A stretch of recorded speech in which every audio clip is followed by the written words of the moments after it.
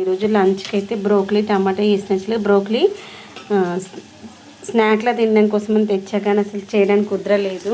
అలా అనేసి ఇప్పుడైతే కర్రీ చేసేస్తున్నాను. కర్రీ కూడా బాగుంటుంది. బ్రోకలీని మనం కర్రీలా చేసుకోవచ్చు, బ్రోకలీ ఆమ్లెట్ కూడా వేసుకోవచ్చు, బ్రోకలీ ఎగ్ కర్రీలా కూడా చేసేసుకోవచ్చు. మన ఇష్టం, రకరకాలుగా చేస్తాము. ఇప్పుడైతే నేను బ్రోకలీ టమాటా చేస్తున్నాను. ఆల్రెడీ వాటర్లో వేసేసి దాన్ని జాలితో వడగట్టేసాను వాటర్ లేకుండా.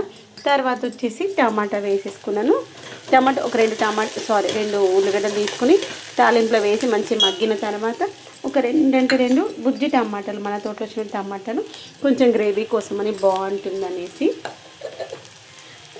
రెగ్యులర్గా ఒకటే వెజిటేబుల్స్ అంటే కూడా తినబుద్ధి కాదు కదా, అలా అనేసి దాన్ని కొంచెం డిఫరెంట్గా ఫ్రై చేస్తే బాగుంటుంది అనిపించి ఆల్రెడీ టమాటా చారు ఉంది. దానికి కాంబినేషన్ బ్రోకలీ ఇలా కొంచెం దగ్గరికి చేసామనుకోండి బాగుంటుంది. ఎప్పుడైనా ట్రై చేయండి. పిల్లలకి నేను రెగ్యులర్గా ఒకటి అంటే తినాలి, మనకు కూడా తినబుద్ధి కాదు. యాక్చువల్గా తీసుకొచ్చి వారం అవుతుంది. అది బ్రోకలీ వచ్చి తీసుకురాగానే చేస్తున్నా బాగుంటుంది. అలా తెల్లారి చేస్తా అనుకున్నాను. తీరా మళ్ళీ ఈ రోజుకి వారం అయింది. అలా ఉంటుంది అన్నమాట పరిస్థితి.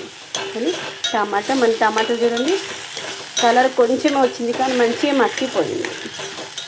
పుల్లగా ఉంటాయి కూడా. మంచిగా దగ్గర పడనిద్దాము, మూత పెట్టేసి.